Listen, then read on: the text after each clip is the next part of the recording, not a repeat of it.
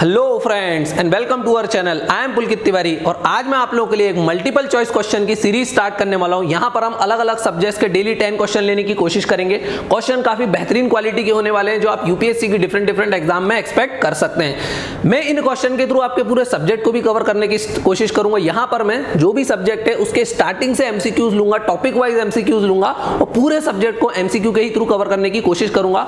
Question काफी high level के होने वाले हैं, पूरे यूपीएससी पैटर्न पे रहते हैं, स्टेटमेंट वाइज क्वेश्चन होंगे। मैं यहां पर सारी ट्रिक्स एंड टेक्निक्स को भी आपके साथ डिस्कस करूंगा। तो शुरुआत करते हैं हमारे आज के फर्स्ट क्वेश्चन के साथ, that is on the regulating Act of 1773। तो देख लेते हैं जल्दी से क्वेश्चन क्या बोल रहा है हमको। Question says the regulating Act of 1773 is of great importance because 1773 का एक्ट इतना इंपॉर्टेंट क्यों था। तो आप सभी लोगों को पता होगा कि द रेगुलेटिंग एक्ट ऑफ 1773 वो क्यों आया था। वो इसलिए आया था to regulate the affair of East India Company. East India Company में काफी करप्शन चल रहा था, उसको कंट्रोल करने के लिए एक एक्ट आया था जिसका नाम था Regulating Act of 1773 to regulate the affairs of East India Company. अभी जल्दी से देख लेते हैं रेगुलेटिंग एक्ट पे क्वेश्चन है। फर्स्ट स्टेटमेंट क्या बोल रहा है, it gave East India Company diwani rights over the British Indian territory. क्या रेगुलेटिंग एक्ट ने दीवानी राइट्स दिए थे? Answer is no. क्यों? क्योंकि दीवानी राइट्स तो उनको कब मिल गए थे? 1765 में शाह आलम II जो मुगल एम्परर था, थ्रू ट्रीटी ऑफ इलाहाबाद उसने क्या ले लिया था, रॉबर्ट क्लाइव को दीवानी राइट्स दे दिया था ईस्ट इंडिया कंपनी का। तो फर्स्ट स्टेटमेंट तो मेरा गलत है, ये तो ट्रीटी ऑफ इलाहाबाद से कंपनी को मिला था। तो स्टेटमेंट 1 मेरा रॉन्ग हो जाता है। तो जहां जहां मेरा स्टेटमेंट 1 है वो स्टेटमेंट को मैं एलिमिनेट कर देता हूं। तो ऑप्शन ए मेरा एलिमिनेट हो गया, ऑप्शन सी मेरा एलिमिनेट हो गया। तो मेरे दो ऑप्शन चले गए। I am left with B and D only. अभी सेकंड स्टेटमेंट पढ़ लेते हैं। It was the first step taken by the British government to control and regulate the affair of East India Company in India. बिल्कुल सही बोल रहा है, ये पहली स्टेप थी to control and regulate the affair of East India Company in India by the British government. तो ये स्टेटमेंट मेरा क्या है, करेक्ट है। तो मेरा आंसर क्या हो जाएगा, बी, दैट इज 2 ओनली। अब नेक्स्ट क्वेश्चन के ऊपर हम लोग चलते हैं, पर नेक्स्ट क्वेश्चन पे चलने से पहले जल्दी से एक्सप्लेनेशन देख लेते हैं। रेगुलेटिंग एक्ट ऑफ 1773 था क्या?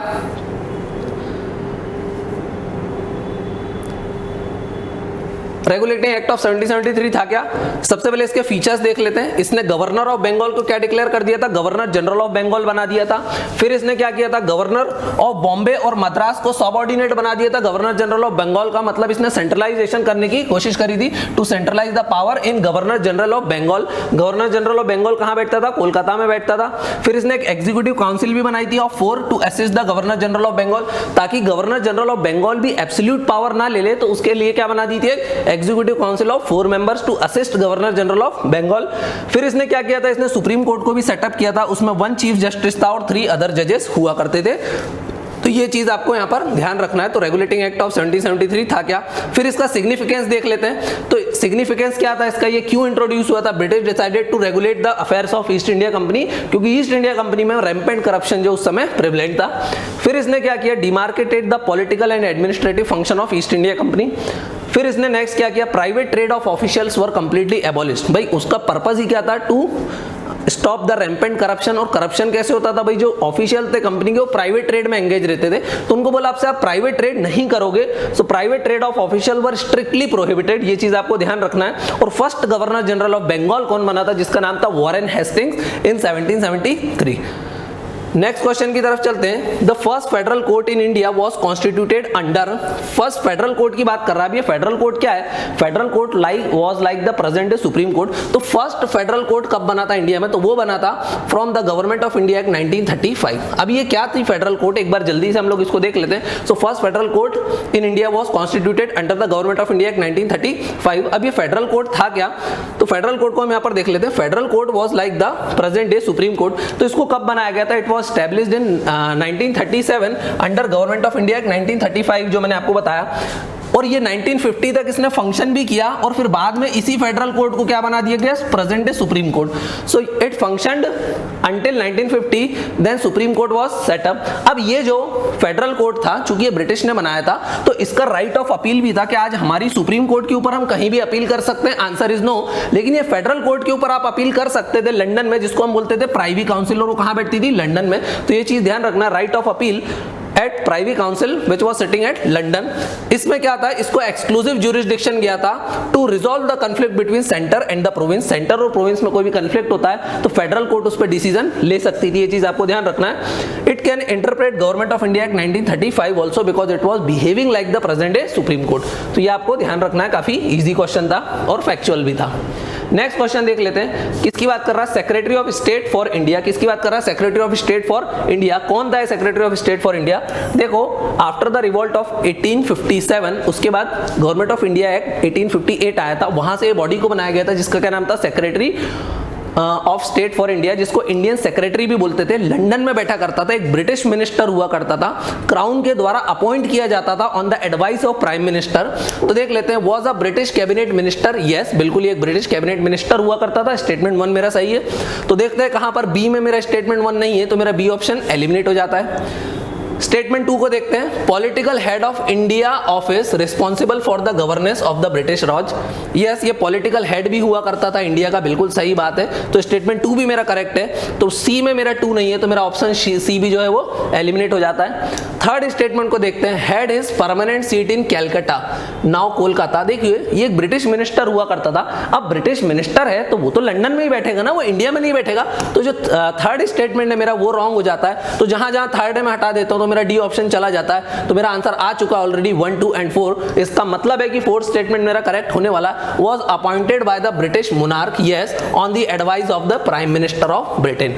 तो ये चीज आपको ध्यान रखना है। सेक्रेटरी ऑफ स्टेट कौन था, जल्दी से उसके बारे में कुछ डिटेल देख लेते हैं। सेक्रेटरी ऑफ स्टेट जिसको इंडियन सेक्रेटरी बोला जाता था, उसको कौन अपॉइंट करता था, मोनार्क मतलब वहां की जो क्वीन थी वो अपॉइंट करती थी on the advice of prime minister. He was a member of privy council. Privy council जो मैंने आपको बताया जो फेडरल कोर्ट हुआ करती थी जिसकी अपील आप कर सकते थे, उसको प्राइवी काउंसिल बोलते हैं। He was the political head of India भी इसको बना दिया गया था। And he was responsible for the governance of India. सिर्फ इंडिया ही नहीं, एडन एंड बर्मा, बर्मा मतलब प्रेजेंट डे म्यांमार। तो ये सिर्फ इंडिया की गवर्नेंस के लिए रिस्पॉन्सिबल नहीं था, ये एडन और बर्मा के लिए भी रिस्पॉन्सिबल था। This post was created in 1858।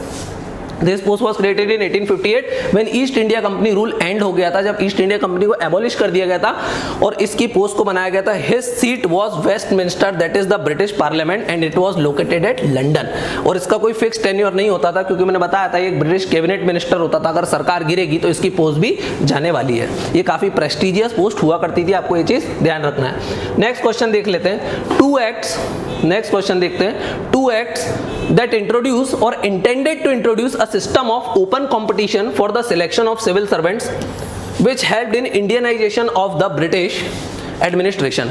ऐसे कौन से 2 एक्ट थे जिसने किसकी कोशिश करी, इंट्रोड्यूस किया, और इंटेंट था उनका introduction of system of open competition for the selection of civil servant. काफी इंपॉर्टेंट क्वेश्चन है। ऐसे कौन से एक्ट थे जिसने इंट्रोड्यूस किया या तो कोशिश की, दोनों चीज पूछ रहे। देखिए आइदर इंट्रोड्यूस और इंटेंडेड टू इंट्रोड्यूस। तो इसमें 2 एक्ट के बहुत इंपॉर्टेंट हो जाते हैं। एक हो जाता है चार्टर एक्ट ऑफ 1833, दूसरा हो जाता है चार्टर एक्ट ऑफ 1853। देखिए चार्टर एक्ट ऑफ 1833 क्या था, इसका इंटेंट था, ये करना चाहता था, but after opposition from the court of director ये प्रपोजल को क्या कर दिया गया था, रिजेक्ट कर दिया गया था। और चार्टर एक्ट ऑफ 1853 ने तो इंट्रोड्यूस कर ही दिया था। तो यहां पर मेरा आंसर हो जाएगा 2 and 3 only, that is B. तो आपको ये चीज ध्यान रखना है। अभी जल्दी से देख लेते हैं इसका एक्सप्लेनेशन कि कौन से वो एक्ट है, open competition for the selection of civil servant. तो इसमें 2 एक्ट काफी इंपॉर्टेंट हो जाते हैं, जिसका पहले का नाम है चार्टर एक्ट ऑफ 1853, क्योंकि इसने इंट्रोड्यूस कर दिया था। चार्टर एक्ट ऑफ 1833 ने कोशिश की थी बट इंट्रोड्यूस नहीं कर पाया था। तो charter act of 1853 introduced this according to Macaulay committee. Macaulay committee ने रिकमेंडेशन दिए थे, which was appointed in 1854। Macaulay committee को क्या बोला जाता है, the committee on Indian civil servants. तो ये चीज आपको ध्यान रखना है, मैकॉले ने ही सजेशन दिया था और उसके सजेशंस को मानते हुए ऐसा किया गया था। चार्टर एक्ट ऑफ 1833 ने भी ये कोशिश करी थी, but this proposal was negated after opposition from the court of directors. Court of director को मंजूर नहीं था कि इंडियंस भी सिविल सर्वेंट बन सकते हैं। तो 1833 में जो कोशिश थी उसको क्या कर दिया गया था, नेगेटेड कर दिया गया था। लेकिन मैकॉले ने बोला था कि नहीं भाई, आपको इंडियंस को भी सिविल सर्वेंट्स बनाना चाहिए। नेक्स्ट क्वेश्चन हम लोग देख लेते हैं, that is question number 5। The act created for the first time a government of India having authority over entire territorial area possessed by British in India bye instituting the office of governor general of India. देखो इतना बड़ा statement है, उसमें केवल एक word अगर मैं पकड़ लूं that is governor general of India, तो आप क्वेश्चन को इजीली सॉल्व कर सकते हो। भाई कौन से एक्ट ने गवर्नर जनरल ऑफ बंगाल को गवर्नर जनरल ऑफ इंडिया बनाया था? तो भाई हमने देखा था सबसे पहले गवर्नर ऑफ बंगाल को गवर्नर जनरल ऑफ बंगाल किसने बनाया था, गवर्नर जनरल ऑफ बंगाल किसने बनाया था? तो अभी हम लोग देख कर आए रेगुलेटिंग एक्ट ऑफ 1773, इसने बनाया गवर्नर जनरल ऑफ बंगाल। अब गवर्नर जनरल ऑफ बंगाल को गवर्नर जनरल ऑफ इंडिया किसने बनाया? गवर्नर जनरल ऑफ बंगाल को गवर्नर जनरल ऑफ इंडिया किसने बना दिया था? तो वो था चार्टर एक्ट ऑफ 1833। तो ये चीज आपको ध्यान रखना है, चार्टर एक्ट ऑफ 1833 ने गवर्नर जनरल ऑफ बंगाल को गवर्नर जनरल ऑफ इंडिया में कन्वर्ट कर दिया था। तो यहाँ पर कहाँ पर है, चार्टर एक्ट ऑफ 1833। काफी फैक्चुअल क्वेश्चन है और काफी इंपॉर्टेंट क्वेश्चन भी है। विलियम बेंटिक जो है first governor general of India बना था। आप लोगों को ये चीज ध्यान रखना है, सारी की सारी चीजें एनसीईआरटी में दी हुई हैं और काफी इंपॉर्टेंट हो जाती हैं। तो देख लेते हैं charter act of 1833। Charter act of 1833 के बारे में भी देख लेते हैं, काफी इंपॉर्टेंट है। सबसे पहले इसके फीचर्स देख लेते हैं। इसने गवर्नर जनरल ऑफ बंगाल को, governor general of Bengal of किससे बना था, 1773 के रेगुलेटिंग एक्ट से, उसको किस में बदल दिया था, गवर्नर जनरल ऑफ इंडिया। दूसरा इसने क्या किया था, बॉम्बे और मद्रास के जो गवर्नर थे उन्होंने उनकी लेजिस्लेटिव पावर को कंप्लीटली खो दिया था, क्योंकि अब इसने कंप्लीट सेंट्रलाइजेशन कर चुका था ये act. Governor general got complete control over the civil and military affairs. First governor general कौन बना था, तो आपको ध्यान रखना विलियम बेंटिक। इसने सती प्रथा को भी एबोलिश किया था। इसका नाम काफी इंपॉर्टेंट है क्योंकि इसने सोशल इश्यूज में भी वर्क किया था। Law member was added as the fourth member of the governor general council. भाई जो गवर्नर जनरल की काउंसिल रहती थी ना, काफी अव्वल दर्जे की रहती थी, तो इसमें फोर्थ मेंबर को ऐड कर दिया एज द लॉ मेंबर। और लॉ मेंबर कौन बनता है वैसे, लॉर्ड मैकॉले। तो ये चीज आपको ध्यान रखना। लॉ कमीशन वाज कॉन्स्टिट्यूटेड, क्योंकि लॉ मेंबर को भी ऐड किया गया था। Laws were now called as acts. अब क्या बोला, जो भी लॉज बनेंगे अब उनको क्या बोला जाएगा, एक्ट्स बोला जाएगा। तो ये चीज आपको ध्यान रखना है। East India Company commercial monopoly ended completely. भाई देखो, एक आया था चार्टर एक्ट ऑफ 1830, उसने मोनोपोली को खत्म करने की कोशिश की थी और खत्म कर भी दी थी, but except trade in tea and China, tea और चाइना को छोड़ दिया था। तो इसने वो मोनोपोली भी ईस्ट इंडिया कंपनी की कंप्लीटली खत्म कर दी। तो हमने यहाँ पर लिखा हुआ East India Company commercial monopoly was ended completely. Complete अब मोनोपोली खत्म हो चुकी थी ईस्ट इंडिया कंपनी की। तो ये चीज आपको ध्यान रखना। And act failed to introduce open competition for Indian civil servant. वो हमने पहले भी देखा है कि दो एक्ट थे related to Indian civil servant कि उनको इंट्रोड्यूस करना चाहिए नहीं। 1833 में प्रपोजल रखा गया था, but it was negated after opposition from the court of directors. और 1853 में उसको एक्सेप्ट कर लिया गया था मैकॉले कमेटी की रिकमेंडेशन पर। तो ये चीज आपको ध्यान रखना है। क्वेश्चन नंबर 6 को देख लेते हैं। Consider the following statements. Statement 1 क्या बोल रहा है, स्टेटमेंट 1 बोल रहा है the act introduce a system of communal representation for the first time in British India. बोल रहा है act introduce for the first time a system of communal representation for the first time in British India. तो जैसे ये आया कि communal representation है, first time बात करिए, तो आपको सीधे आ जाना चाहिए दिमाग में गवर्नमेंट ऑफ इंडिया एक्ट 1909 की बात कर रहा है। तो मेरे फर्स्ट स्टेटमेंट ने मुझे आंसर तो लाके दे दिया, बट फिर भी मैं स्टेटमेंट 2 को पढ़ूंगा। The act provided for the association of Indian with the executive council of the viceroy and governor. मैंने बताया भाई जो एग्जीक्यूटिव काउंसिल होती थी गवर्नर की या वॉइसरॉय की, काफी अव्वल दर्जे की होती थी। तो अब इसने बोला है कि आप इंडियंस को भी उसमें रखना स्टार्ट करो, इंडियंस को भी उसमें एसोसिएट करो। तो ऐसा कौन सा एक्ट था, तो मैंने पहले से ही बता दिया, उसका आंसर क्या है, 1909 act. So government of India act 1909 ने ये दोनों कोशिश की थी। तो अब जल्दी से देख लेते हैं गवर्नमेंट ऑफ इंडिया एक्ट 1909 बोलता क्या है। सारे के सारे एक्ट बहुत ज्यादा इंपॉर्टेंट है, मॉडर्न हिस्ट्री का पार्ट समझ लो इसको या पॉलिटी का पार्ट समझ लो, जहां मानना है मानो, बट ये यूपीएससी के लिए काफी इंपॉर्टेंट हो जाते हैं। So Indian council act of 1909 या फिर गवर्नमेंट ऑफ इंडिया एक्ट 1909 भी बोलते हैं। इसको मॉर्ले मिंटो रिफॉर्म भी बोलते हैं, क्योंकि मॉर्ले उस समय कौन था, सेक्रेटरी ऑफ स्टेट। हमने उसके बारे में पढ़ा, पॉलिटिकल हेड होता था, ब्रिटिश मिनिस्टर होता था, लंदन में बैठता था, प्राइवी काउंसिल का भी मेंबर होता था। या फिर इसको बोलते हैं मॉर्ले मिंटो रिफॉर्म। तो मिंटो कौन था उस समय, वॉइसरॉय। मिंटो को बोला गया फादर ऑफ कम्युनल रिप्रेजेंटेशन, क्योंकि इसने फर्स्ट टाइम सेपरेट इलेक्टोरेट्स की बात की थी कि मुस्लिम सिर्फ मुस्लिम को वोट देंगे, हिंदू सिर्फ हिंदू को वोट देंगे। तो ये चीज पहली बार हुई थी, और कब हुई थी, इंडियन काउंसिल एक्ट 1909, या जिसको गवर्नमेंट ऑफ इंडिया एक्ट 1909 भी बोला जाता है। इसने साइज ऑफ लेजिस्लेटिव काउंसिल को इंक्रीज कर दिया था, और बहुत ज्यादा इंक्रीज किया था, फ्रॉम 16 to 60, 16 से लेकर 60 किया था। तो ये चीज आपको ध्यान रखना है। But the members in the provincial assembly was not constant. देखो भाई, सेंट्रल में तो आप कांस्टेंट रख सकते हो, लेकिन अलग अलग प्रोविंस में अलग अलग मेंबर्स हो सकते थे, क्योंकि कोई प्रोविंस बड़ा होता था, कोई छोटा, तो वहां के मेंबर्स हमेशा कांस्टेंट नहीं हुआ करते थे। ये चीज आपको ध्यान रखना है। Official majority in the central legislative council retain, but allowed non official majority in the provinces. तो ये चीज आपको ध्यान रखना है, काफी इंपॉर्टेंट पॉइंट्स है। अभी मेंबर्स को कुछ और पावर भी दे दिए थे। Now members can ask supplementary question, resolution etcetera. Supplementary question पूछ सकते थे वो बजट बजट पे कि अगर आप बजट ऐसा है तो आप ऐसा क्यों कर रहे हो। सप्लीमेंट्री क्वेश्चन जो आज हमारे पार्लियामेंट में पूछे जाते हैं, यही एक्ट से उनको राइट्स दिया गया था मेंबर्स को, that members can ask supplementary question, can even move resolutions also. ये चीज आपको ध्यान रखना था। इंडियंस को पहली बार वाइसरॉय की एग्जीक्यूटिव काउंसिल में एसोसिएट किया गया और पहले जो मेंबर बने उसका नाम था SP Sinha and he was made the law member. तो ये चीज आपको ध्यान रखना, Indian first time admitted in the executive council of viceroy and governor general, और फर्स्ट कौन बने, एसपी सिन्हा। तो आपको इनका नाम ध्यान रखना, and he was made the law member.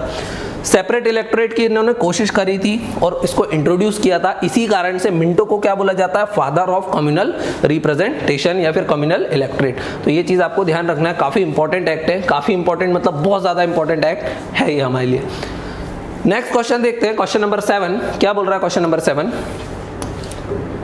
जल्दी से देख लेते हैं। India cease to be a British dominion on, India British dominion कब के बाद नहीं रहा था।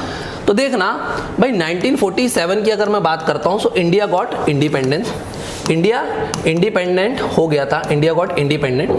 अब इंडिया इंडिपेंडेंट तो हो गया था लेकिन उसका कॉन्स्टिट्यूशन अभी नहीं बना था। तो इंडिया पहले क्या था, एक कॉलोनी कंट्री था। आज इंडिया क्या है, बोलो, आज इंडिया क्या है, एक कंप्लीट इंडिपेंडेंट कंट्री है। लेकिन जो बीच का फेज था कि भाई कॉलोनी के बाद ऐसा तो था नहीं ना कि ब्रिटिश अचानक से चले गए, नहीं, फिर बीच में हमारी कॉन्स्टिट्यूएंट असेंबली बनाएगी, उन्होंने कॉन्स्टिट्यूशन मेकिंग का काम किया, तो कुछ समय ब्रिटिश ने निगरानी भी रखी। तो उस फेज को between a colony and a complete independent country, उसके बीच के फेज को बोला जाता है डोमिनियन। क्या बोला जाता है, डोमिनियन। तो इंडिया कब तक डोमिनियन था, इंडिया डोमिनियन था जब तक उसका कॉन्स्टिट्यूशन नहीं बन गया। और इंडिया ने कॉन्स्टिट्यूशन कब अडॉप्ट किया था, तो वो किया था रिपब्लिक डे पे 26 जनवरी 1950। सो इंडिया कब तक डोमिनियन रहा था, India remain dominion till 26 January 1950। देखो भाई 15 अगस्त इस दिन तो हम इंडिपेंडेंट हुए थे, तो ये नहीं हो सकता। Passage of India Independence Act 1947, नहीं ये भी नहीं हो सकता भाई। अभी 1946 में तो हम इंडिपेंडेंट ही नहीं हुए थे, तो डोमिनियन स्टेटस कहां से जाने वाला था, अभी तो डोमिनियन स्टेटस मिला ही नहीं था उस समय तक। तो आंसर क्या हो जाएगा, 26 जनवरी 1950। तो देख लेते हैं, from 15 August 1947 to 26 January 1950 India was dominion state in the British Commonwealth। Pakistan तो और लंबे समय तक रहा था। पाकिस्तान कब तक रहा था, Pakistan continued to be dominant till 1956, वो तो 1956 तक डोमिनियन स्टेटस में रहा था। On 26 January India declared itself sovereign Republic. Sovereign मतलब अब इंडिया अपने डिसीजन खुद लेगा, रिपब्लिक मतलब rule by the people, the head of the state will be elected, that is president of India who is indirectly elected, obvious. Next देख लेते हैं question number 8, which of the following act एबोलिश्ड office of viceroy. भाई office of viceroy को किसने create करा था, सबसे पहले देखो गवर्नमेंट ऑफ इंडिया एक्ट 1858 ने 1857 की क्रांति के बाद ब्रिटिश क्राउन ने बोला था कि now east India company is एबोलिश्ड और अब हम हमारा पर्सनल रिप्रेजेंटेटिव बिठाएंगे जिसका नाम रहेगा वॉइसरॉय, वो डायरेक्टली क्राउन को रिप्रेजेंट करेगा। तो अब जो ऑफिस ऑफ वॉइसरॉय था उसको किसने एबोलिश कर दिया था। भाई ऑफिस ऑफ वॉइसरॉय मतलब ब्रिटिश क्राउन कब एबोलिश होगा, जब इंडिया क्या हो जाएगा, आप बोलोगे इंडिपेंडेंट हो जाएगा। तो इंडिया इंडिपेंडेंट कब हुआ था, through India Independence act of 1947। तो यही इसका आंसर रहेगा। तो क्या है, गवर्नमेंट ऑफ इंडिया 1935। अरे भाई अभी ऑफिस ऑफ वॉइसरॉय क्यों एबॉलिश होगा, अभी तो इंडिया ब्रिटिश के द्वारा रूल किया जा रहा है। Indian independence act of 1947, yes बिल्कुल ये करेक्ट आंसर है। गवर्नमेंट ऑफ इंडिया 1958, अरे भाई इसने तो क्रिएट किया था, एबॉलिश नहीं किया था, इसने तो क्रिएट किया था। तो ये चीज आपको ध्यान रखना। इंडियन काउंसिल ऑफ 1892 कोई यूज का नहीं है, तो ये चीज ध्यान रखना है, कंफ्यूज नहीं होना है। देख लेते हैं इंडिया इंडिपेंडेंस एक्ट 1947, काफी इंपॉर्टेंट है। इसने क्या किया था, जो इंडिया इंडिपेंडेंस एक्ट था ये इंडिया की आज़ादी के लिए लाया गया था ब्रिटिश की पार्लियामेंट में। इसने क्या किया था, सबसे पहले ब्रिटिश रूल को एंड कर दिया था इंडिया में, means British are going finally. तो ये चीज़ आपको ध्यान रखना है। इसने लेकिन साथ साथ इंडिया का पार्टीशन भी कर दिया, partition of India into 2 countries, that is Pakistan and India. तो हमें आज़ादी मिली लेकिन बंटवारे के साथ, और दोनों कंट्री को बोल दिया गया right to secede from the British Commonwealth. भाई ब्रिटिश कॉमनवेल्थ एक ग्रुप है, जहां जहां ब्रिटेन ने रूल किया वहां का एक उन्होंने ग्रुप बना रखा, दैट इज ब्रिटिश कॉमनवेल्थ। तो इंडिया इंडिपेंडेंस एक्ट ने दोनों कंट्री को राइट दे दिया कि आप चाहो तो ब्रिटिश कॉमनवेल्थ से भी बाहर हो सकते हो, कोई इशू नहीं है।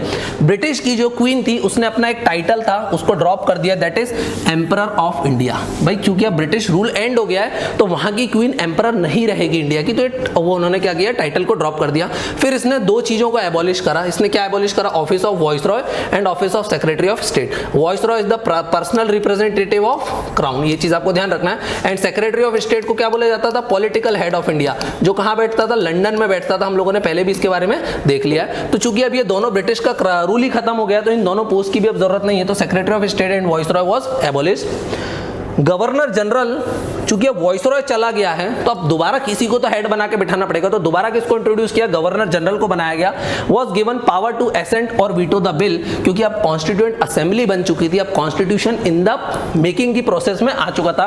Constituent assembly of two dominion was given the power to adopt and frame any constitution and repeal any act including India Independence Act 1947। अब दोनों कंट्रीज दैट इज पाकिस्तान और इंडिया की कॉन्स्टिट्यूएंट असेंबली को पावर दिया गया कि वो कोई भी कॉन्स्टिट्यूशन बना सकते हैं, कोई भी प्रोविजन को अडॉप्ट कर सकते हैं, इवन वो रिपील कर सकते हैं खुद इस इंडिया इंडिपेंडेंस एक्ट ऑफ 1947 को भी। तो ये चीज आपको ध्यान रखना है। Granted freedom to princely state to join any dominion और रिमेन इंडिपेंडेंट। अब ये इसने गड़बड़ कर दी थी भाई। ब्रिटेन ने जब रूल किया तो बहुत सारे प्रोविंस थे जो डायरेक्टली ब्रिटेन के द्वारा रूल किए जाते थे, लेकिन कुछ प्रिंसली स्टेट भी थे, मेनली 565 छोटी बड़ी रियासतें भी थी। तो इस एक्ट ने क्या किया, उनको आजाद कर दिया। बोला कि अब आप ना हमारे अंडर हो, ना इंडिया के अंदर हो, ना पाकिस्तान। आप चाहो तो इंडिया को ज्वाइन कर लो, आप चाहो तो पाकिस्तान को ज्वाइन कर लो, और आप चाहो तो कंप्लीट क्या रहो, इंडिपेंडेंट रहो। तो ये बहुत बड़ी प्रॉब्लम जो है क्रिएट करके गया था। बाद में वल्लभ भाई पटेल ने इस प्रॉब्लम को सॉल्व किया था और इंडिया को इंटीग्रेट किया था into a single country that is India.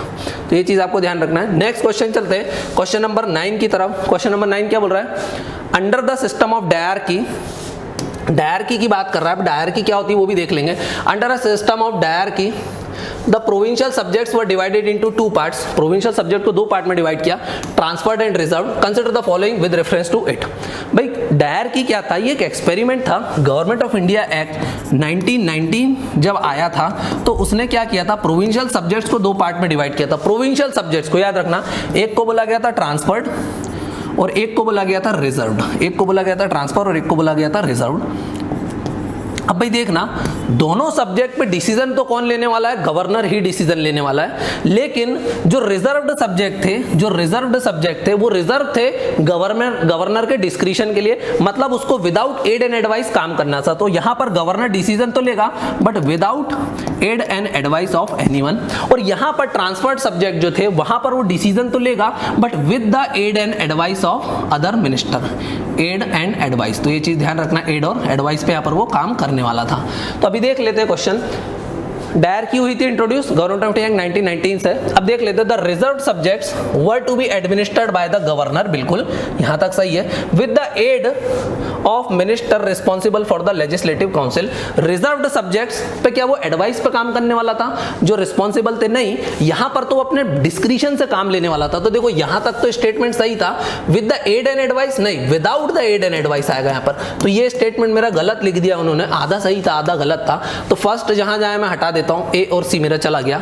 अब दूसरा बोल रहा है the transferred subjects were to be administered by governor, यहां तक सही है बिल्कुल, and is executive council without being, without नहीं आएगा यहां पर। ट्रांसफर्ड सब्जेक्ट में तो क्या था, विद रिस्पॉन्सिबिलिटी होता, तो without being responsible to legislative council नहीं आएगा, यहां पर आएगा with being responsible to legislative council, क्योंकि ट्रांसफर्ड सब्जेक्ट में उसकी एड एंड एडवाइस पे ही उसको काम करना था। तो जो सेकंड स्टेटमेंट है मेरा वो भी गलत है। एक्चुअली उन्होंने क्या किया, चीजों को इंटरचेंज कर दिया। ध्यान से देखना, यहां पर रिजर्व नहीं आएगा, अगर मैं यहां पर ट्रांसफर्ड लगा दूं तो ये स्टेटमेंट सही हो जाएगा कंप्लीट। तो मैं एक बार रीड कर देता हूं, the transferred subject were to be administered by governor with the aid of minister responsible to legislative council. और अगर यहां पर मैं ट्रांसफर्ड की जगह रिजर्व्ड लगा दूं तो यहां पर भी मैं इस स्टेटमेंट को करेक्ट कर सकता हूं। इन्होंने इंटरचेंज कर दिया दोनों को। So the reserve subject were to be administered by governor and his executive council without being responsible to legislative council. तो मेरे यहाँ पर दोनों स्टेटमेंट गलत हो जाते हैं 1 और 2, तो मेरा आंसर हो जाएगा डी, दैट इज नन। तो ये चीज आपको ध्यान रखना है। ये मैंने दिया हुआ गवर्नमेंट ऑफ इंडिया एक्ट 1919 ने प्रोविंशियल सब्जेक्ट को दो पार्ट में डिवाइड किया था। एक को बोला गया था रिजर्व, एक को बोला गया था ट्रांसफर। रिजर्व में एडमिनिस्टर्ड बाय गवर्नर, बिल्कुल डिसीजन तो गवर्नर ही लेगा without being responsible to legislative council. और ट्रांसफर्ड में administered by governor with responsibility to legislative council. ये आपको ध्यान रखना है। इसने एक एक्सपेरिमेंट भी किया था, दैट इज डायरकी बोला जाता है। इस एक्सपेरिमेंट को बोला जाता है डायरकी, जो रिजर्व और ट्रांसफर सब्जेक्ट किए थे, और ये लार्जली अनसक्सेसफुल था, आपको ध्यान रखना है। अब आज का लास्ट क्वेश्चन आ जाता है, क्वेश्चन नंबर 10। देख लेते हैं क्वेश्चन नंबर 10 क्या बोलता है। It created a new office secretary of state for India. Secretary of state, या जिसको इंडियन सेक्रेटरी बोलते थे, हम ऑलरेडी देख चुके थे। किसने इंट्रोड्यूस किया था? 1858 ने इंट्रोड्यूस किया था। तो देख लेते हैं। It created a new office secretary of state for India wasted with the complete authority and control over Indian administration and provided that India henceforth was to be governed by and in the name of her majesty that is British crown के बारे में बात कर रहा है। तो ऐसा कौन सा एक्ट था जिसने फर्स्ट टाइम बोला था और फर्स्ट टाइम इंट्रोड्यूस करा था सेक्रेटरी ऑफ स्टेट को? उसने वॉइसरॉय का भी ऑफिस बनाया था। तो हम ऑलरेडी देख चुके हैं गवर्नमेंट ऑफ इंडिया 1858 इसका आंसर होने वाला है, क्योंकि 1857 के रिवोल्ट के बाद ईस्ट इंडिया कंपनी को कंप्लीटली एबॉलिश कर दिया गया। Board of director, court of directors को, बोर्ड ऑफ कंट्रोल और कोर्ट ऑफ डायरेक्टर को एबॉलिश कर दिया और एक नया ऑफिस बनाया गया that is secretary of state, और वॉइसरॉय को अपॉइंट किया गया to govern directly in the name of British crown. तो ये चीज आपको ध्यान रखना। और इसको act of good governance of India भी बोला जाता है। तो गवर्नमेंट ऑफ इंडिया एक्ट 1858 क्या था? इसको बोला जाता है act of good governance of India. इसका एक नाम और है the act of good governance of India. तो आपको ध्यान रखना है। India was to be govern in the name of her majesty that is the British crown. ये आपको ध्यान रखना है। गवर्नर का टाइटल, जो गवर्नर जनरल ऑफ इंडिया था, जो 1833 में जो पोस्ट को बनाई गई थी, उसको चेंज कर दिया गया इनटू वॉइसरॉय। और जो लॉर्ड कैनिंग थे वो हमारे फर्स्ट वॉइसरॉय बने थे और वो डायरेक्ट रिप्रेजेंटेटिव थे किसके? ब्रिटिश क्राउन के। ये चीज आपको ध्यान रखना है। कोर्ट ऑफ डायरेक्टर और बोर्ड ऑफ कंट्रोल दोनों को क्या किया गया? एबॉलिश करा गया, क्योंकि ईस्ट इंडिया कंपनी को इसने क्या कर दिया था? एबॉलिश कर दिया गया था। इसने 15 मेंबर की काउंसिल बनाई थी to assist secretary of state. ये क्या था? पॉलिटिकल हेड भी था इंडिया का। ये चीज आपको ध्यान रखना है। कहां बैठता था? लंदन में बैठा करता था। तो ये ध्यान रखना। Secretary of state was a body corporate. ये एक बॉडी कॉर्पोरेट के जैसा काम करता था। आप इस पर इवन केस भी कर सकते थे और ये आपके ऊपर भी केस कर सकता था। It can be sued and capable of being suing. तो ये चीज आपको ध्यान रखना है। तो यहां पर मैंने इसका आंसर दे दिया। इसका आंसर क्या आ जाएगा? सी आंसर आ जाएगा। तो आपको ध्यान रखना है। तो यहीं पर आज हम लेक्चर को फिनिश करते हैं। आई होप आपको ये लेक्चर बहुत पसंद आया होगा। मैंने सारे क्वेश्चन को ऐसे डिजाइन किया था कि आपके कुछ इंपॉर्टेंट टॉपिक्स को कवर करें। लाइक हमने क्या किया? हमने रेगुलेटिंग एक्ट ऑफ 1773 को फिनिश किया। हमने चार्टर एक्ट ऑफ 1833 को पढ़ा। चार्टर एक्ट ऑफ 1853 को पढ़ा। गवर्नमेंट ऑफ इंडिया जिसको act of good governance of India 1858 बोला जाता है, उसको हमने पढ़ने की कोशिश करी। हमने गवर्नमेंट ऑफ इंडिया 1909 को पढ़ा। हमने गवर्नमेंट ऑफ इंडिया 1919 को पढ़ा और हमने गवर्नमेंट ऑफ इंडिया 1935 को भी यहाँ पे कवर करने की कोशिश करी। और उसके बाद में लास्ट में हमने इंडिया इंडिपेंडेंस एक्ट ऑफ 1947 को भी देखा और उसमें कुछ इंपॉर्टेंट प्रोविजंस देखे through different question. I hope आपको ये सीरीज बहुत पसंद आई होगी। इसी टाइप से मैं कोशिश करूंगा कि डेली आपके लिए 10 क्वेश्चन की एक सीरीज को लेकर के आऊं, जहां पर मैं आपके पूरे के पूरे सब्जेक्ट को कवर करने की कोशिश किया करूंगा। Thank you for watching this video and have a nice day. और अगर ये वीडियो पसंद आता है तो अपने फ्रेंड्स के साथ शेयर करना है, इस वीडियो को लाइक करना है और अगर कोई भी डाउट रहता है तो आपको कमेंट सेक्शन में कमेंट करना है। Thank you for watching. Have a nice day.